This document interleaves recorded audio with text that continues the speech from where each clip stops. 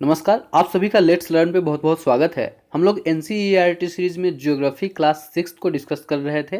आज के इस वीडियो में 5th चैप्टर को डिस्कस करेंगे। इसका शीर्षक है पृथ्वी के प्रमुख परिमंडल, यानी कि पृथ्वी पर जो अलग अलग परिमंडल है, जैसे स्थल मंडल यानी जिसे भूमंडल कहते हैं, या वायुमंडल, जलमंडल, और इन सभी को मिलाकर जो है जो बायोस्फीयर होता है, जीवमंडल होता है, इन चारों के विषय में आज हम लोग पढ़ने वाले हैं। इसके पहले 4 अध्याय को हम लोगों ने डिस्कस किया है। जिन लोगों ने उस वीडियो को नहीं देखा, नीचे डिस्क्रिप्शन से आपको प्लेलिस्ट का लिंक मिल जाएगा। साथ ही डिस्क्रिप्शन में आपको एनसीईआरटी के जो और क्लासेज के या और सब्जेक्ट के वीडियो हैं वो भी, उसका भी लिंक मिल जाएगा, तो उसे भी आप जो है डिस्क्रिप्शन से देख सकते हैं। ओके, आइए इस अध्याय को पढ़ते हैं, समझते हैं इसमें क्या क्या है। और मैं बता दूं कि यह जो वीडियो होगा यह बहुत ही महत्वपूर्ण है, क्योंकि इसमें बहुत ज़्यादा इन्फॉर्मेशन है जो एग्जाम में पूछे जाने की संभावना है। ठीक है, आइए पढ़ते हैं। बताया जा रहा है, हम लोग पहले भी पढ़ चुके हैं कि पृथ्वी ही एकमात्र ऐसा ग्रह है जहां जीवन है। पहले अध्याय में ही हम लोगों ने पढ़ा था कि इसे अद्भुत ग्रह के नाम से जाना जाता है, क्योंकि जीवन जीने के लिए जो जो परिस्थितियां चाहिए, जैसे पानी, उसके बाद जो है भूमि, हवा, ये सब यहाँ उपस्थित है। ओके, चलिए। बताया जा रहा है कि पृथ्वी की सतह ऐसी है जिसमें पर्यावरण के 3 महत्वपूर्ण घटक आपस में मिलते हैं तथा एक दूसरे को प्रभावित करते हैं। क्या होता है कि हवा, जल और स्थल, ये तीनों पृथ्वी की सतह पर मिलते हैं और एक दूसरे को प्रभावित करते हैं, और इससे क्या होता है, जीवमंडल का विकास होता है। इन तीनों परिस्थितियों को मिलाकर जीव जंतु, पेड़ पौधे यहाँ जो है विकसित हो पाते हैं, रहते हैं। पृथ्वी का ठोस भाग जिस पर हम रहते हैं उसे भूमंडल कहा जाता है या स्थल मंडल कहा जाता है। गैस की जो परतें पृथ्वी के चारों तरफ है, पृथ्वी को चारों तरफ से घेरती है, उसे हम लोग वायुमंडल के नाम से जानते हैं। वायुमंडल में ऑक्सीजन, नाइट्रोजन, कार्बन डाइऑक्साइड तथा अन्य बहुत प्रकार की गैसें पाई जाती हैं। इसके अलावा अगर हम बात करते हैं जलमंडल की, तो पृथ्वी का आप भी जानते हैं कि बहुत बड़ा भाग जल से ढका हुआ है, जल से जो है भरा हुआ है, और इसे ही हम लोग जलमंडल के नाम से जानते हैं। जलमंडल जब हम कहते हैं तो इसमें जल के सभी अवस्थाओं को सम्मिलित कर लेते हैं, जैसे चाहे वो जल हो महासागर का, नदी का, या बर्फ के रूप में जो अपने जो है इन्वायरमेंट में उपस्थित है वो, या जलवाष्प, ये सभी इसमें आ जाते हैं। ठीक है, फिर जीवमंडल की बात करते हैं, जहाँ ये तीनों क्षेत्र आपस में मिलते हैं, स्थल, जल, हवा, वहाँ जो है जीवन पाया जाता है, जीव जंतु या पेड़ पौधे रहते हैं, और उस सम्मिलित क्षेत्र को हम लोग जीवमंडल के नाम से जानते हैं। ओके, आइए एक एक करके इन चारों के विषय में पढ़ते हैं। चारों के अंतर्गत क्या क्या चीज़ें आती हैं उन सबको भी पढ़ते जाएंगे। यहाँ थोड़ा सा शब्दों की उत्पत्ति के विषय में समझ लीजिए। बताया जा रहा है कि ग्रीक भाषा में लिथास का अर्थ है पत्थर। देखिए, जो भूमंडल होता है स्थल मंडल, उसे अंग्रेजी में लिथोस्फीयर कहते हैं, तो यह किससे बना हुआ है, लिथास से। वैसे ही एटमास का अर्थ है वाष्प, यानी कि हम लोग वायुमंडल को एटमोस्फेयर कहते हैं, तो यह एटमास से बना हुआ है। ह्यूडर का अर्थ है जल, हम लोग जो है जल मंडल को हाइड्रोस्फीयर कहते हैं, तो यह ह्यूडर से बना हुआ है। और बायोस का अर्थ है जीवन, हम लोग बायोस्फीयर कहते हैं जीव मंडल को, तो यह कहाँ से बना हुआ है, बायोस से। और यह चारों किस प्रकार का शब्द है, ग्रीक भाषा का शब्द है। ओके, चलिए अब भूमंडल के विषय में पढ़ेंगे। पृथ्वी के ठोस भागों को हम लोग भूमंडल कहते हैं, ये पहले से ही हम लोगों ने पढ़ रखा है। यह जो भाग होता है यह भूपर्पटी की चट्टानों और मिट्टी की पतली परतों से बना होता है। यहाँ क्या होते हैं, जीव जंतुओं को मिट्टी से क्या मिलता है, पोषक तत्व तो मिलता है, जो इसमें जो है विकसित हो पाते हैं। अब पृथ्वी का जो सतह है उसे हम लोग मुख्यतः 2 भागों में बांटते हैं। पहला भाग होता है स्थल का, जिसे महाद्वीप के नाम से जानते हैं। दूसरा भाग होता है जल वाला, जिसे हम लोग महासागरीय बेसिन या महासागर के नाम से जानते हैं। ठीक है, क्या है, एक फैक्ट यहाँ बहुत अच्छा बताया जा रहा है कि विश्व में जितने महासागर हैं वो सभी एक दूसरे से जुड़े हुए हैं, लेकिन जितने महाद्वीप हैं वो एक दूसरे से नहीं जुड़े हुए हैं। आइए जो है मैं आपको चित्र में दिखाता हूँ। ये देखिए चित्र, जब आप इसमें सभी महासागर को देखते हैं, प्रशांत महासागर, अटलांटिक महासागर, दक्षिणी महासागर, हिंद महासागर, ये सभी क्या है, आपस में एक दूसरे से जुड़े हुए हैं। लेकिन स्थल जुड़ा हुआ है, नहीं जुड़ा हुआ है। कहीं जुड़ा हुआ भी हो सकता है, लेकिन ज़रूरत नहीं कि हर जगह जुड़ा हुआ हो। ये फैक्ट बताया जा रहा था। चित्र के माध्यम से ही हम लोग जो है मैक्सिमम चीज़ों को पढ़ेंगे, बस जो इन्फॉर्मेशन होगा उसे देख लेते हैं। बताया जा रहा है एक और फैक्ट बहुत अच्छा जो जानने के लायक है, कि समुद्र तल हर जगह एक समान होता है। जब भी हम किसी ऊंचाई की बात करते हैं तो समुद्र तल से उसकी ऊंचाई को मापा जाता है, क्योंकि समुद्र तल जो होता है उसे शून्य मानते हैं। जैसे अगर आपको कहा जाता है कि एवरेस्ट 8848 मीटर है, तो कोई संदर्भ बिंदु तो होगा जहाँ से वो 8848 मीटर मापा गया होगा, तो वह संदर्भ बिंदु क्या होगा? समुद्र तल, क्योंकि समुद्र तल को ही हमेशा शून्य माना जाता है। कुछ भी ऊंचाई मापना हो तो समुद्र तल से ही हम मापेंगे, समुद्र तल को शून्य माना जाता है, ये ध्यान रखिएगा, ठीक है। चलिए आगे हम लोग बढ़ते हैं। आगे एक और जो है बहुत ही महत्वपूर्ण बात बताया जा रहा है कि विश्व का सबसे ऊंचा शिखर माउंट एवरेस्ट है हिमालय पर। इसकी ऊंचाई कितनी है? समुद्र तल से 8848 मीटर, ठीक है। दूसरा इन्फॉर्मेशन बताया जा रहा है कि विश्व का सबसे गहरा भाग, यहाँ दो इन्फॉर्मेशन जो है बिल्कुल ही एक दूसरे के विपरीत बताया जा रहा है कि विश्व में सबसे ऊंचा भाग क्या है, तो माउंट एवरेस्ट 1848 मीटर। विश्व का सबसे गहरा भाग कौन है, तो प्रशांत महासागर में मेरियाना गर्त। बिल्कुल ध्यान रखिएगा, एग्जाम में पूछा जा सकता है।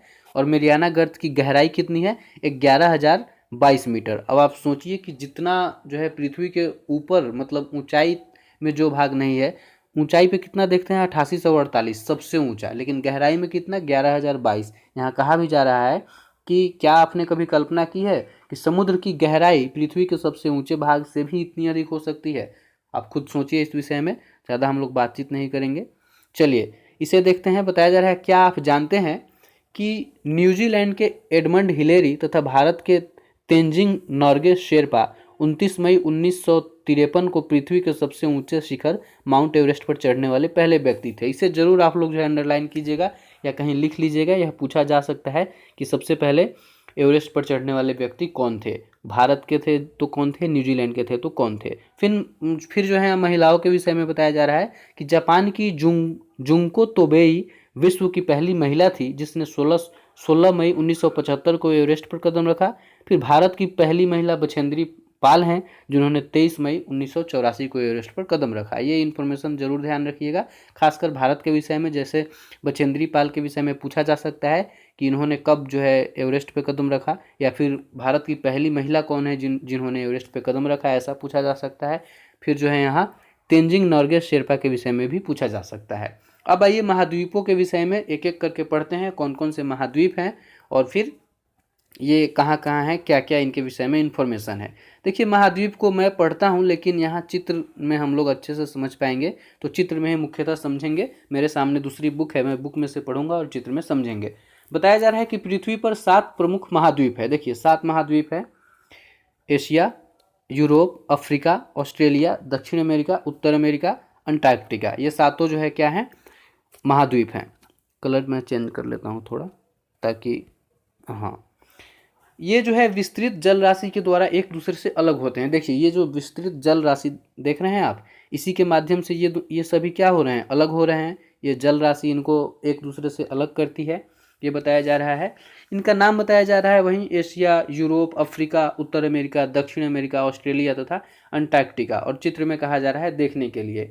फिर एक बात बताई जा रही है कि आप लोग देखिए कि उत्तरी गोलार्ध में स्थल का बहुत बड़ा हिस्सा है। ये देखिए ये 0 डिग्री अक्षांश है, तो 0 डिग्री अक्षांश के ऊपर वाला भाग क्या हो जाएगा? उत्तरी गोलार्ध, और नीचे वाला भाग क्या हो जाएगा? दक्षिणी गोलार्ध। तो आप क्या देखते हैं कि उत्तरी गोलार्ध में मैक्सिमम जो है स्थलीय भाग स्थित है, जबकि दक्षिणी गोलार्ध में बहुत ही कम है। दक्षिणी गोलार्ध में ऑस्ट्रेलिया पूर्ण रूप से है, और दक्षिण अमेरिका का जो है मैक्सिमम हिस्सा इसमें है, अफ्रीका का कुछ हिस्सा इसमें है, बाकी तो कुछ है नहीं। बाकी सारा क्या कहाँ जा रहा है? उत्तरी गोलार्ध में जा रहा है। तो ये एक इन्फॉर्मेशन है। अब हम लोग एशिया के विषय में पढ़ते हैं। एशिया जो है यहाँ है, आप देख पा रहे हैं। बताया जा रहा है कि एशिया विश्व का सबसे बड़ा महाद्वीप है, यानी कि इन सातों महाद्वीप में सबसे बड़ा है एशिया। यह पृथ्वी के क्षेत्रफल के 1/3 भाग में जो है 1/3 हिस्सा अकेले एशिया जो है कवर करता है पृथ्वी का। यह पूर्वी गोलार्ध में स्थित है, आप कह सकते हैं पूर्वी और उत्तरी गोलार्ध में स्थित है, और फिर कर्क रेखा इस महाद्वीप से होकर गुजरती है। देखिए पूर्वी और उत्तरी गोलार्ध का मतलब क्या हुआ? ये हुआ 0 डिग्री अक्षांश, और अगर ये मान लीजिए आप 0 डिग्री ये है देशांतर। तो देख रहे हैं किस महाद्वीप में, ये किस गोलार्ध में स्थित है? तो एक तो ये उत्तरी हो गया और एक यहाँ से पूर्वी हो गया, तो उत्तरी पूर्वी गोलार्ध में स्थित है। उसके बाद जो है इसके विषय में बताया जा रहा है कि कर्क रेखा इससे होकर गुजरती है। ये देखिए यह है 23.5 डिग्री उत्तर, यानी कर्क रेखा एशिया से होकर गुजर रही है। इसके बाद एशिया के पश्चिम में यूराल पर्वत है। देखिए पश्चिम में का क्या है? यूराल पर्वत, और यह यूराल पर्वत जो है इसे यूरोप से अलग करती है। देख रहे हैं यूरोप से अलग कर रही है, यूरोप यहाँ से अलग हो जा रहा है, ये एशिया अलग हो गया। यूरोप एवं एशिया के संयुक्त भाग को यूरेशिया के नाम से जाना जाता है। यूरेशिया का मतलब यूरोप प्लस एशिया, यानी कि कुछ भाग ऐसे हैं जो यूरोप और एशिया दोनों में सम्मिलित हैं, सीमा पर के जो भाग होंगे उनको हम लोग यूरेशिया के नाम से जानते हैं। तो ये कुछ इन्फॉर्मेशन एशिया के विषय में था। अगला हम यूरोप के विषय में पढ़ेंगे। यूरोप एशिया से बहुत छोटा है, ये तो आपको चित्र में भी दिख रहा है, ये यूरोप है, एशिया से कितना ज़्यादा छोटा है। इसके बाद यह महाद्वीप एशिया के पश्चिम में स्थित है। एशिया के पश्चिम में आप देख रहे हैं कि यह स्थित है। आर्कटिक वृत्त इससे होकर गुजरती है। आर्कटिक वृत्त मतलब यहाँ पे जो 63.5 डिग्री जो उत्तरी आप कह सकते हैं अक्षांश है, वो इससे होकर गुजरती है यूरोप से। इसके बाद यह तीन तरफ से जल से घिरा है। तीन तरफ से देखिए जल से घिरा है। आर्कटिक महासागर से भी घिरा हुआ है, अटलांटिक से भी घिरा हुआ है, और फिर जो है या कह सकते हैं भूमध्य सागर से घिरा हुआ है। तो तीन तरफ से जो है जल से घिरा हुआ है। ये हो गया यूरोप के विषय में। अगला अफ्रीका के विषय में पढ़ते हैं, बहुत ही महत्वपूर्ण है, अफ्रीका को समझिएगा। अफ्रीका एशिया के बाद दूसरा सबसे बड़ा जो है महाद्वीप है। उसके बाद विषुवत वृत्त, कर्क रेखा, मकर रेखा, यह एक अकेला ऐसा महाद्वीप है जिससे यह तीनों ही रेखाएं गुजरती है। 0 डिग्री अक्षांश, 23.5 डिग्री उत्तरी अक्षांश, 23.5 डिग्री दक्षिणी अक्षांश, ये तीनों ही इससे होकर गुजरती है। आप देख रहे हैं, तो इस इन्फॉर्मेशन को जरूर याद रखिएगा। उसके बाद है अफ्रीका का बहुत बड़ा भाग उत्तरी गोलार्ध में स्थित है। ये देखिए 0 डिग्री इसके ऊपर उत्तरी गोलार्ध है, तो इसका मैक्सिमम हिस्सा कहाँ है? उत्तरी गोलार्ध में स्थित है। बहुत ही कम हिस्सा दक्षिणी गोलार्ध में स्थित है। यह एक ऐसा महाद्वीप है जिससे होकर यही बात कर्क, विषुवत और मकर तीनों रेखाएं गुजरती है। ये हम लोगों ने देखा। कुछ इन्फॉर्मेशन अफ्रीका के विषय में बताया जा रहा है। सहारा रेगिस्तान विश्व में सबसे जो है बड़ा और गर्म रेगिस्तान है, वह अफ्रीका में ही पाया जाता है। इसके अलावा यह महाद्वीप चारों तरफ से समुद्रों और महासागरों से घिरा हुआ है। देखिए हिंद महासागर, अटलांटिक महासागर, दक्षिणी महासागर, भूमध्य सागर सबसे घिरा हुआ है। इसके बाद इसके विषय में बताया जा रहा है कि नील नदी, जो कि विश्व की सबसे लंबी नदी है, अफ्रीका से ही होकर बहती है। देखिए नील नदी है यहाँ पे सब। देखिए ये सब इन्फॉर्मेशन है, जैसे आप वीडियो को देखते जाएंगे, एक दो बार देखेंगे या कहीं आप पॉइंट आउट कर लेते हैं, ये सब एग्जाम में पूछे जा सकते हैं कि नील नदी किस महाद्वीप में बहती है, तो आप कह सकते हैं अफ्रीका में। पूछा जा सकता है कि विषुवत वृत्त, कर्क रेखा और मकर रेखा तीनों किस महाद्वीप से होकर गुजरती है, तो आप कह सकते हैं अफ्रीका में। तो ये सब इन्फॉर्मेशन आपको बताया जा रहा है, जो ध्यान रखने की चीज़ है। ठीक है, चलिए अब जो है हम लोग आगे बढ़ते हैं, उत्तर अमेरिका के विषय में पढ़ते हैं। उत्तर अमेरिका तीसरे नंबर पर आता है। पहले नंबर पे एशिया, दूसरे नंबर पे अफ्रीका, तीसरे नंबर पे उत्तर अमेरिका। इसके विषय में अगर हम लोग कुछ इन्फॉर्मेशन की बात करें तो सबसे पहले उत्तर अमेरिका और दक्षिण अमेरिका एक जो है बताया जा रहा है कि संकरे स्थल से जुड़ता है, यानी यहाँ पर जो स्थल है इससे ये दोनों अलग हो रहे हैं, और ऐसे जो है स्थल संधि को, इसे हम लोग जो है स्थल संधि कहते हैं। मतलब अगर एक संकरा स्थल, एक पतला स्थल अगर किसी दो जगह को अलग करता है तो उसे हम लोग स्थल संधि कहते हैं। वैसे ही हम लोग भारत और श्रीलंका के विषय में पढ़ते हैं कि भारत और श्रीलंका को एक छोटा सा जल स्तर अलग करता है, जल संधि अलग करता है, तो इसे हम लोग जल संधि कहते हैं। भारत और श्रीलंका के बीच पाक जल संधि है। यहाँ जो है उत्तर अमेरिका और दक्षिण अमेरिका को पनामा स्थल संधि एक दूसरे से अलग करते हैं। ठीक है, ये इन्फॉर्मेशन याद रखिएगा। उत्तर अमेरिका और दक्षिण अमेरिका को कौन स्थल संधि? पनामा स्थल संधि। आगे चित्र भी दिया हुआ है, मैं आपको चित्र में दिखा देता हूँ। आइए, ये देखिए यहाँ बताया जा रहा है कि उत्तर अमेरिका और दक्षिण अमेरिका जिस स्थल संधि से अलग होते हैं उसे पनामा स्थल संधि के नाम से हम जानते हैं। वैसे ही भारत और श्रीलंका के बीच में पाक जो है जल संधि है, एक जो है छोटा सा जल स्तर इन दोनों को अलग करता है। तो ये एक इन्फॉर्मेशन हुआ। आइए अभी हम लोग चित्र पर वापस आते हैं, क्योंकि अभी कुछ समझना बाकी रह गया है। उत्तर अमेरिका के विषय में और भी बहुत सारा इन्फॉर्मेशन है। बताया जा रहा है कि उत्तर अमेरिका पूरी तरह से उत्तरी एवं पश्चिमी गोलार्ध में स्थित है। समझ सकते हैं, ये हो गया ऊपर का उत्तरी गोलार्ध और यहाँ से 0 डिग्री है, तो ये हो गया पश्चिमी गोलार्ध। तो पूरी तरह से क्या है? उत्तर पश्चिमी गोलार्ध में स्थित है। यह महाद्वीप 3 महासागरों से घिरा हुआ है। देखिए, प्रशांत महासागर से, अटलांटिक महासागर से, और आप कह सकते हैं कि आर्कटिक महासागर से। 3 महासागरों से उत्तर अमेरिका घिरा हुआ है। अब हम लोग आते हैं दक्षिण अमेरिका पर। दक्षिण अमेरिका के विषय में पढ़ते हैं। बताया जा रहा है कि दक्षिण अमेरिका का अधिकांश भाग कहाँ है? दक्षिणी गोलार्ध में। ये देखिए, ये 0 डिग्री, इसके नीचे दक्षिणी गोलार्ध, तो इसका अधिकांश भाग क्या है? दक्षिणी गोलार्ध में स्थित है। बहुत ही कम भाग उत्तरी गोलार्ध में जाता है, सिर्फ इतना सा। ये इन्फॉर्मेशन हुआ। इसके पूर्व एवं पश्चिम में कौन से 2 महासागर स्थित है, इसे बताना है। तो देखिए, इसके पूर्व में है अटलांटिक महासागर और पश्चिम में है प्रशांत महासागर। विश्व की सबसे लंबी पर्वत श्रृंखला एंडीज एंडीज पर्वत जो है इसमें यही है दक्षिण अमेरिका में। ये देखिए उत्तर से पश्चिम की तरफ एंडीज पर्वत जाती है। आपसे पूछा जा सकता है कि विश्व की सबसे जो है लंबी पर्वत श्रृंखला कौन है, तो एंडीज पर्वत। यह कहाँ है, तो दक्षिण अमेरिका में। फिर जो है विश्व की सबसे बड़ी नदी अमेजन दक्षिण अमेरिका से ही होकर बहती है। लंबी नदी पूछे तो नील नदी अफ्रीका में, बड़ी नदी पूछे तो अमेजन नदी दक्षिण अमेरिका में। एंडीज पर्वत सबसे बड़ी पर्वत, सबसे लंबी पर्वत श्रृंखला दक्षिण अमेरिका में। ये सब इन्फॉर्मेशन याद रखना है। आगे अब हम लोग ऑस्ट्रेलिया के विषय में पढ़ते हैं। ये रहा ऑस्ट्रेलिया। बताया जा रहा है कि ऑस्ट्रेलिया विश्व का सबसे छोटा महाद्वीप है। यह पूरी तरह से दक्षिणी गोलार्ध में स्थित है। ये देखिए ये 0 डिग्री है, नीचे दक्षिणी गोलार्ध ये सारा पार्ट है, ये पूरी तरह से दक्षिणी गोलार्ध में है। इसके बाद यह जो है चारों तरफ से चूंकि समुद्रों और महासागरों से घिरा हुआ है, अतः इसे हम लोग द्वीपीय महाद्वीप कहते हैं। द्वीप का मतलब क्या होता है, द्वीप का मतलब जो चारों तरफ से जल, जिसके चारों तरफ से जल हो, जो चारों तरफ से जल से घिरा हुआ हो, उसे द्वीप कहते हैं। तो यह महाद्वीप चूंकि चारों तरफ से सागरों और महासागरों से घिरा हुआ है, अतः ऑस्ट्रेलिया को द्वीपीय महाद्वीप कहा जाता है। आपसे पूछा जा सकता है कि निम्नलिखित में से कौन द्वीपीय महाद्वीप का उदाहरण है, तो आप कहेंगे ऑस्ट्रेलिया। ओके, चलिए अब जो है अंतिम महाद्वीप के विषय में पढ़ते हैं, अंटार्कटिका के विषय में। अंटार्कटिका आप देख पा रहे हैं यहाँ है, दक्षिणी गोलार्ध में पूरी तरीके से जो है स्थित है। कहा जा रहा है कि यह दक्षिणी गोलार्ध में स्थित है। दक्षिणी ध्रुव इस महाद्वीप के मध्य में स्थित है। देखिए दक्षिणी ध्रुव यहाँ पर चूंकि होगा तो इसके क्या है, अंटार्कटिका के मध्य में स्थित है। उसके बाद यह दक्षिण ध्रुव में स्थित है, इसलिए यह मोटी बर्फ की परत, यहाँ जो है मोटी बर्फ की परत हमेशा जमी रहती है।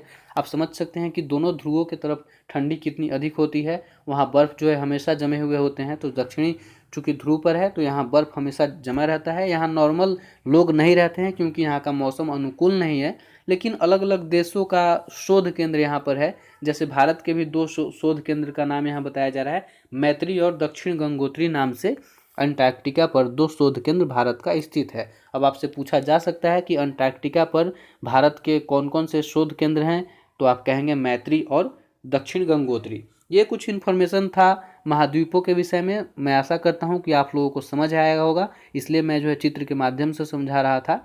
आगे अब हम लोग फिर से बढ़ते हैं, अपने पॉइंट पे आ जाते हैं।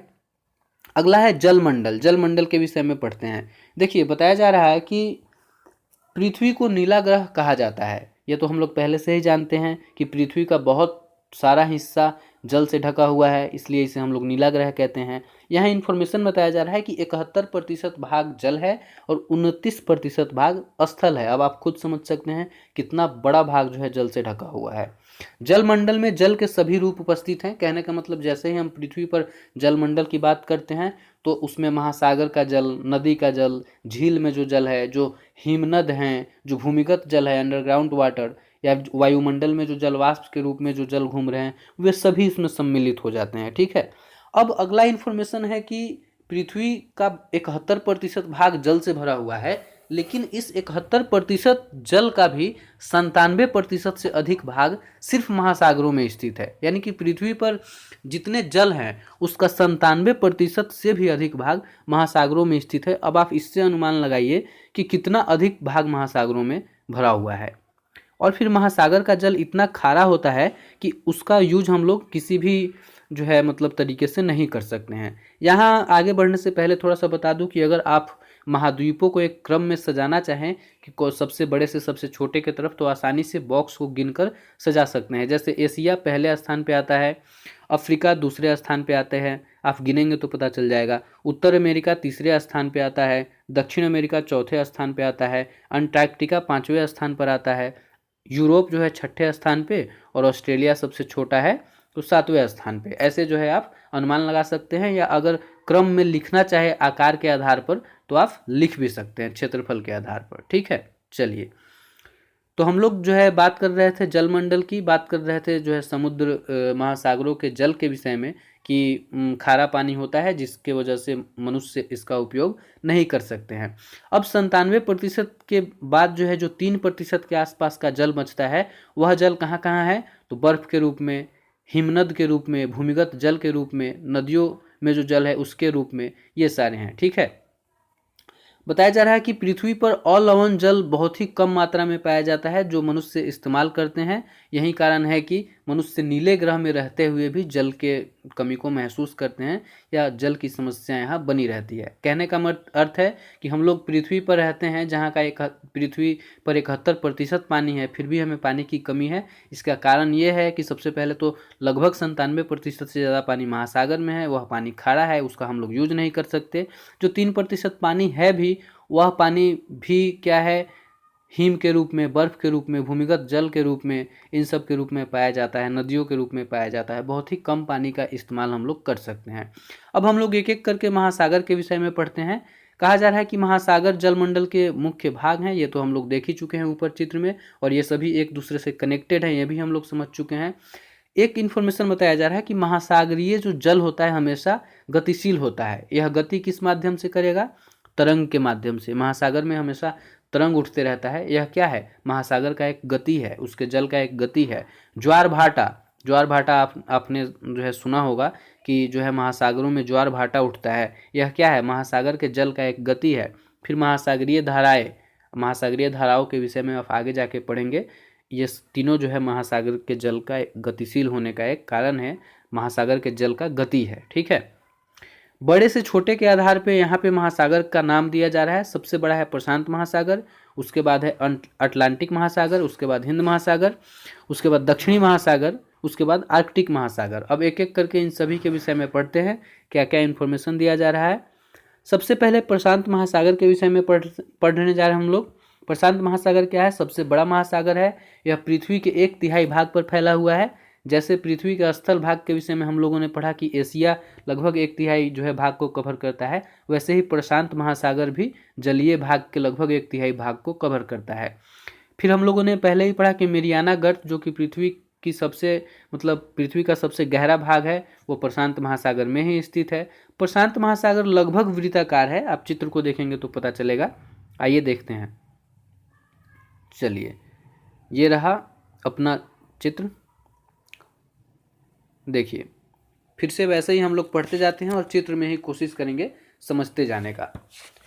देखिए, ये है प्रशांत महासागर। प्रशांत महासागर जो है दोनों तरफ से आप देखिए, प्रशांत महासागर यहाँ भी है और यहाँ भी है, तो आप देखेंगे लगभग गोलाकार है, आधा भाग यहाँ, आधा भाग यहाँ। तो प्रशांत महासागर को लगभग गोलाकार बताया जा रहा है।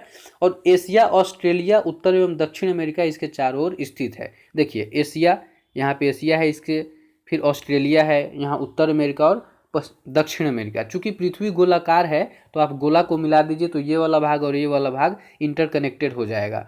तो प्रशांत महासागर के चारों ओर कौन कौन से महाद्वीप हैं? उत्तर अमेरिका, दक्षिण अमेरिका, एशिया और ऑस्ट्रेलिया। ये इन्फॉर्मेशन बताया जा रहा है। अगला हम लोग अटलांटिक महासागर के विषय में पढ़ते हैं। ये देखिए, ये है अटलांटिक महासागर। बताया जा रहा है कि यह विश्व का दूसरा सबसे बड़ा महासागर है, यानी प्रशांत महासागर के बाद इसका ही स्थान आता है। और यह अंग्रेजी भाषा के एस अक्षर के समान है। देख रहे हैं आप, एस अक्षर मैंने पहले ही बना दिया। इसके पश्चिमी किनारे पर उत्तर एवं दक्षिण अमेरिका है। देखिए, इसके पश्चिमी किनारे पर उत्तर अमेरिका और दक्षिण अमेरिका है, तथा पूर्वी किनारे पर यूरोप तथा अफ्रीका है। देखिए, पूर्वी किनारे पर यूरोप तथा अफ्रीका। समझ पा रहे हैं अटलांटिक महासागर को? चलिए, एक इन्फॉर्मेशन यहाँ बताया जा रहा है कि अटलांटिक महासागर का जो तट है बहुत अधिक दंतुरित है। दंतुरित कहने का मतलब, अब यहाँ का जो तट होगा ये बहुत अधिक कटा फटा तट है। अब ऐसे कटा फटा होने के कारण क्या होता है कि यहाँ बहुत अधिक पोताश्रय बनाए जाते हैं, पतन बनाए जाते हैं, जहाँ पर जो है आप कह सकते हैं कि जहाज जाके ठहरता है, व्यापार वहाँ से बहुत अधिक होता है। तो व्यापारिक दृष्टिकोण से सबसे व्यस्त महासागर है अटलांटिक महासागर। ऐसा भी प्रश्न पूछा जा सकता है, तो आप इसे ऐसे बताएंगे। ओके, चलिए अब हम लोग हिंद महासागर के विषय में पढ़ते हैं। यह है हिंद महासागर का क्षेत्र। कहा जा रहा है हिंद महासागर एक ऐसा महासागर है जिसका नाम किसी देश के नाम पर, यानी कि हिंदुस्तान, भारत के नाम पर रखा गया है। यह महासागर लगभग त्रिभुजाकार है। ये देखिए, आकार को ऐसे आप देखिए, लगभग त्रिभुजाकार दिखाई देगा हिंद महासागर, ठीक है। तो ये त्रिभुजाकार है। इसके उत्तर में एशिया है, देखिए उत्तर में एशिया है, पश्चिम में अफ्रीका है और फिर पूर्व में ऑस्ट्रेलिया स्थित है। हिंद महासागर के विषय में आप लोग समझ गए। अब हम लोग दक्षिणी महासागर के विषय में पढ़ते हैं, ठीक है। ये है दक्षिणी महासागर। कहा जा रहा है कि अंटार्कटिका महाद्वीप को चारों ओर से यह घेरता है। आप तो देख ही पा रहे हैं कि यह अंटार्कटिका है और इसे दक्षिणी महासागर चारों ओर से घेर रहा है। यह 60 डिग्री दक्षिणी अक्षांश तक फैला हुआ है। यह है 60 डिग्री, तो लगभग यहाँ तक जो है इसका फैलाव है। अब इसके ऊपर क्या होगा? यहाँ से यहाँ तक हिंद महासागर होगा, यहाँ से ये सारा भाग जो है अटलांटिक का होगा, फिर इसके ऊपर का भाग प्रशांत महासागर का होगा। तो ये जो भाग है यहाँ से यहाँ तक, ये सब दक्षिणी महासागर का भाग है। अब हम लोग अंतिम महासागर आर्कटिक महासागर के विषय में पढ़ते हैं। आर्कटिक महासागर ऊपर है, बताया जा रहा है कि उत्तर ध्रुव वृत्त में स्थित है। उत्तर ध्रुव वृत्त का मतलब हो गया 63.5 डिग्री के ऊपर का जो हिस्सा है उसे हम लोग उत्तर ध्रुव वृत्त के नाम से जानते हैं। तो उसी में स्थित है आर्कटिक महासागर, आप इसे यहाँ देख पा रहे हैं।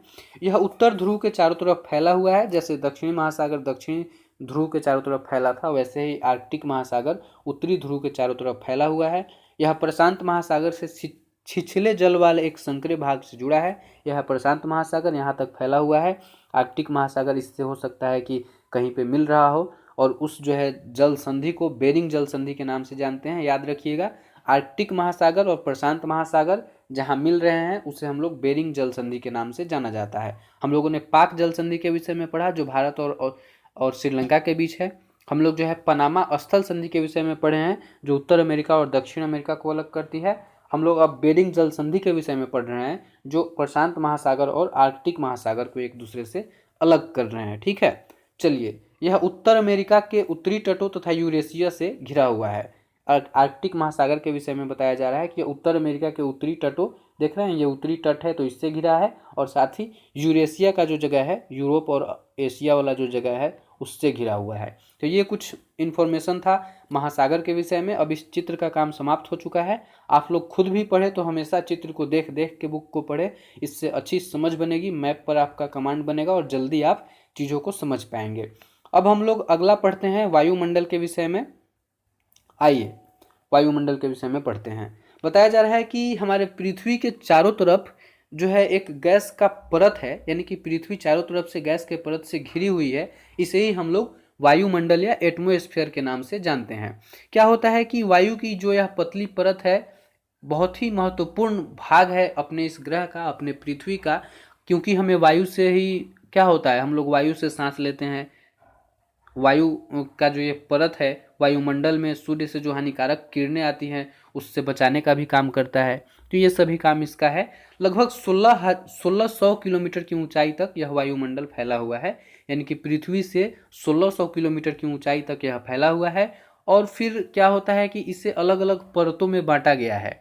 अब परत का नाम हम लोग यहाँ जो है चित्र में देखेंगे, समझेंगे। सबसे पहले परत को कहते हैं क्षोभ मंडल, उसके अगले परत को कहते हैं समताप मंडल, उसके अगले परत को कहते हैं मध्य मंडल, उसके बाद आयन मंडल होता है, और उसके बाद बहिर्मंडल होता है। इस प्रकार से 5 जो है अलग अलग स्तरों पर अलग अलग परत में जो है वायुमंडल को बांटा गया है, जिसे आप लोगों ने चित्र में देखा। चलिए अब आगे पढ़ते हैं। वायुमंडल के विषय में बताया जा रहा है कि वायुमंडल मुख्यतः ऑक्सीजन और नाइट्रोजन से बना है। इसमें जो है नाइट्रोजन 78% होता है, ऑक्सीजन 21% होता है, और बाकी जो गैस होते हैं जैसे कार्बन डाइऑक्साइड, ऑर्गन, ये सब जो है 1% की मात्रा में उपस्थित होते हैं। अक्सर आपसे जो है प्रश्न पूछा जाएगा जो है नाइट्रोजन के विषय में कितना प्रतिशत है, तो 78%, ऑक्सीजन कितना है तो 21% है। अब देखिए इतना ज़्यादा नाइट्रोजन और ऑक्सीजन क्यों है। ऑक्सीजन के विषय में आप जानते हैं कि ऑक्सीजन से हम लोग सांस लेते हैं, तो इसलिए यह जरूरी है। नाइट्रोजन भी बहुत ज़रूरत की चीज़ है। नाइट्रोजन जो है प्राणियों के वृद्धि के लिए या पेड़ पौधों के वृद्धि के लिए बहुत ही ज़रूरत का चीज़ है। अब कार्बन डाइऑक्साइड की क्या ज़रूरत है, तो कार्बन डाइऑक्साइड आप जानते हैं पेड़ पौधे जो है कार्बन डाइऑक्साइड को जो है अपने अंदर लेते हैं।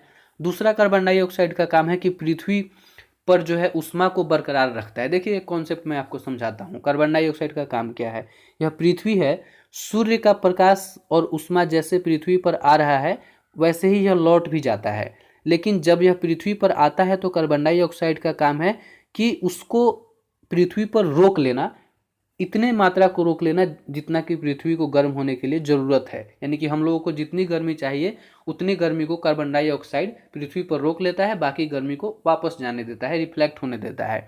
अब क्या होता है, कभी कभी कार्बन डाइऑक्साइड की मात्रा जब पृथ्वी पर बहुत अधिक बढ़ जाती है तो यह वहाँ से सूर्य से आने वाले बहुत अधिक उष्मा को पृथ्वी पर रोक लेता है और पृथ्वी ज़रूरत से ज़्यादा गर्म हो जाता है, और इसी स्थिति को हम लोग ग्लोबल वार्मिंग के रूप में जानते हैं या समझते हैं। ठीक है, ये एक कॉन्सेप्ट मुझे याद आ गया है तो मैं आप लोगों के साथ शेयर कर दिया हूँ, ये दिया भी हुआ है।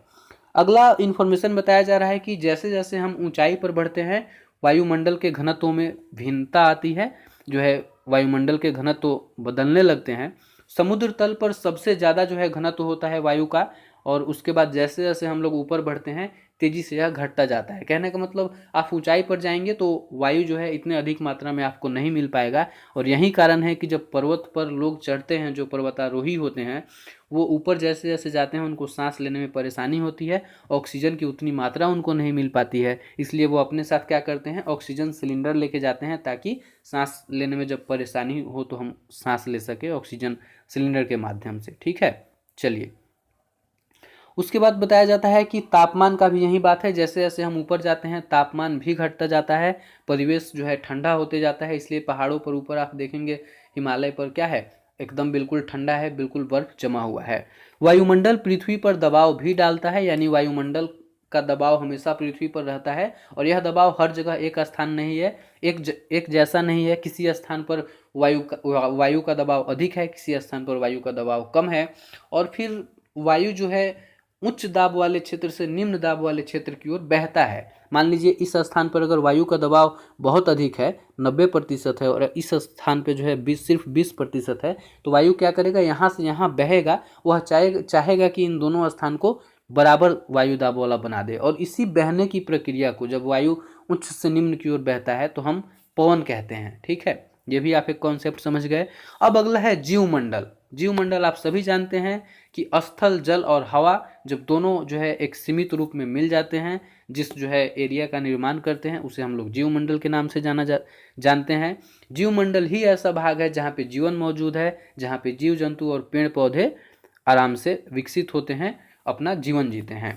कहा जा रहा है कि मनुष्य सहित सभी प्राणी जीवित रहने के लिए एक दूसरे से तथा वायुमंडल से जुड़े हुए हैं, क्योंकि देखिए जल की भी आवश्यकता है सबको, पृथ्वी की भी आवश्यकता है यानी कि जमीन की आवश्यकता है, और साथ ही वायु की भी आवश्यकता है। तो ये तीनों मंडल जो मिलते हैं तो इन्हें हम लोग जीव मंडल के नाम से, बायोस्फीयर के नाम से जानते हैं। एक चित्र यहाँ दिखाया जा रहा है बहुत ही अच्छा, देखिए कैसे यहाँ पर जो है वायुमंडल, जल मंडल और स्थल मंडल तीनों एक दूसरे से मिले हैं, तो जीवन का निर्माण हुआ है। कैसे सभी लोग यहाँ रह रहे हैं, पेड़ पौधे, जीव जंतु या मनुष्य जो भी। ओके, चलिए आगे पढ़ते हैं। जीवमंडल के प्राणियों को मुख्यतः दो भागों में बांटा जाता है, जंतु जगत और पादप जगत के रूप में, फ्लोरा एंड फौना के रूप में बांटा जाता है। ये आप सभी जानते ही हैं। पृथ्वी के ये तीनों परिमंडल जब आपस में पारस्परिक क्रिया करते हैं तथा एक दूसरे को यह किसी न किसी रूप में प्रभावित करते हैं। यह बात बहुत ही सही कहा गया है। जैसे अगर वायुमंडल में क्या हो जा रहा है कि कार्बन डाइऑक्साइड की मात्रा बढ़ जा रही है, तो पृथ्वी गर्म हो जा रहा है, फिर इससे कौन अफेक्ट हो रहा है, हम सभी अफेक्ट हो रहे हैं। तो किसी न किसी प्रकार से ये तीनों मंडल आपस में एक दूसरे से कनेक्टेड हैं, और किसी एक का संतुलन बिगड़ेगा तो दूसरे भी प्रभावित होंगे, या जीव जगत या जंतु जगत या पादप जगत जो हैं वे सभी भी प्रभावित होंगे। ये सारी बातें यहाँ बताई जा रही हैं। ठीक है, अगला अब जो है अंतिम हम लोग पैराग्राफ को पढ़ते हैं। चूँकि बहुत ही बड़ी वीडियो बन चुकी है, या इन्फॉर्मेशन ही इतना अधिक था कि मैं कुछ नहीं कर सकता। बताया जा रहा है कि उद्योगों से, तापीय विद्युत संयंत्रों से या गाड़ियों से जो पदार्थ, वायु जो निकलता है, प्रदूषित वायु, वह क्या करता है कि हमारे यहाँ कार्बन डाइऑक्साइड की मात्रा को बढ़ा रहा है। कार्बन डाइऑक्साइड की मात्रा बढ़ेगी तो मैंने पहले ही समझाया कि क्या हो जाएगा, पृथ्वी पर तापमान में वृद्धि होगी, क्योंकि सूर्य से जितनी अधिक ऊष्मा आएगी कार्बन डाइऑक्साइड उन सब को रोक लेगा, उतने ऊष्मा की ज़रूरत है नहीं। और इसे ही हम लोग क्या कहते हैं, जो है हम लोग ग्लोबल वार्मिंग के विषय में जानते हैं, भूमंडलीय तापन के नाम से जानते हैं। ठीक है, तो पृथ्वी को सही रखने के लिए ज़रूरत है कि हर चीज़ का सीमित रूप में संतुलन से उपयोग किया जाए, ताकि कुछ भी कहीं किसी को नुकसान ना हो। आइए प्रश्नों को फटाफट देख लेते हैं, वीडियो जो है बहुत ही लंबा हो गया है। पहला प्रश्न है, पृथ्वी के 4 प्रमुख जो है परिमंडल के विषय में बताइए। स्थल मंडल, जलमंडल, वायुमंडल, जीवमंडल, इन सब के विषय में चाहे तो आप लिख भी सकते हैं। अगला है, पृथ्वी के प्रमुख महाद्वीपों के नाम लिखिए। एशिया, अफ्रीका, उत्तर अमेरिका, दक्षिण अमेरिका, अंटार्कटिका, यूरोप और ऑस्ट्रेलिया। मैंने एक क्रम में बताया है, बढ़ते से घटते के क्रम में। अगला है, 2 महाद्वीपों के नाम लिखिए जो पूरी तरह से दक्षिणी गोलार्ध में स्थित है। तो हम लोगों ने देखा था ऑस्ट्रेलिया और अंटार्कटिका, यह पूरी तरह से जो है दक्षिणी गोलार्ध में स्थित है। दक्षिण अमेरिका का भी अधिकांश भाग दक्षिणी गोलार्ध में स्थित है। अगला है, वायुमंडल की विभिन्न परतों के नाम लिखिए। तो हम लोगों ने देखा था क्षोभ मंडल, समताप मंडल, मध्य मंडल, आयन मंडल और बहिर्मंडल, इन 5 परतों में वायुमंडल को बांटा गया है। अगला है पृथ्वी को नीला ग्रह क्यों कहा जाता है। तो पृथ्वी का अधिकांश भाग जो है जल से भरा हुआ है, 71% भाग जल से ढका हुआ है, इसलिए हम लोग इसे नीला ग्रह कहते हैं। अगला है उत्तरी गोलार्ध को स्थलीय गोलार्ध क्यों कहा जाता है। हम लोगों ने देखा था कि उत्तरी गोलार्ध में ही अधिकांश स्थल जो है स्थित है, इसलिए इसे स्थलीय गोलार्ध भी कहा जाता है। अगला है जीवित प्राणियों के लिए जीवमंडल क्यों महत्वपूर्ण है। तो जीवमंडल ही एक ऐसा सीमित स्थान है जहां पर वायुमंडल, जलमंडल और स्थल मंडल तीनों मिलते हैं और यहाँ जीवन का निर्माण होता है, जीवन जीने के लिए परिस्थितियां बनती हैं, इसलिए जीवित प्राणियों के लिए जीवमंडल महत्वपूर्ण है। अगला सही प्रश्न को चिन्हित करना है। कौन सी पर्वत श्रृंखला एशिया एवं यूरोप को अलग करती है। यूराल पर्वत हम लोगों ने देखा था एशिया के पश्चिम में स्थित था, जो यूरोप को एशिया से अलग करता है। अगला उत्तर अमेरिका दक्षिण अमेरिका से कैसे जुड़ा हुआ है। तो स्थल संधि से जुड़ा हुआ है। कौन सा स्थल संधि। तो पनामा। वायुमंडल में किस गैस का प्रतिशत सर्वाधिक है। नाइट्रोजन जो है 78%। पृथ्वी का कौन सा भाग ठोस चट्टानों का बना है। थल मंडल या स्थल मंडल। सबसे बड़ा महाद्वीप कौन सा है। एशिया सबसे बड़ा है, उसके बाद अफ्रीका था। चलिए खाली स्थानों को भी हम लोग फटाफट देख लेते हैं। पृथ्वी का सबसे गहरा भाग कौन सा है। मेरियाना गर्त, जो कि प्रशांत महासागर में स्थित है। अगला है महासागर का नाम देश पर रखा गया है, तो हिंद महासागर का नाम रखा गया है। उसके बाद जो है जीवमंडल स्थल, जल एवं हवा का सीमित भाग है, तो यहाँ जीवमंडल होगा। यूरोप और एशिया महाद्वीप को एक साथ यूरेशिया के नाम से जाना जाता है। पृथ्वी का सबसे ऊंचा पर्वत शिखर जो है एवरेस्ट है, 8848 मीटर। ये अपना जो है कौन सा अध्याय था, 5वां। अगले वीडियो में हम लोग 6ठे अध्याय को डिस्कस करेंगे। वीडियो अच्छी लगी हो तो लाइक कीजिए, शेयर भी कर दीजिएगा, और अगर आपके कोई विचार हैं, कुछ कहना चाहे तो नीचे कमेंट बॉक्स में कहें, आपको जवाब मिल जाएगा वहाँ से। धन्यवाद, मिलते हैं अगले वीडियो में।